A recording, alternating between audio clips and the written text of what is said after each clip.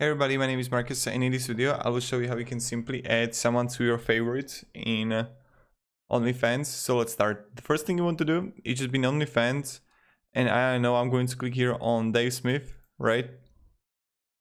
And here I can see it here, the add to favorites and other lists. Voila. And you can like save too. You can create a new list and list name, humor, save. And this is how we do it. So again, we're going to refresh it. And this is how we got it. So if you have any questions, guys, ask me down in comments.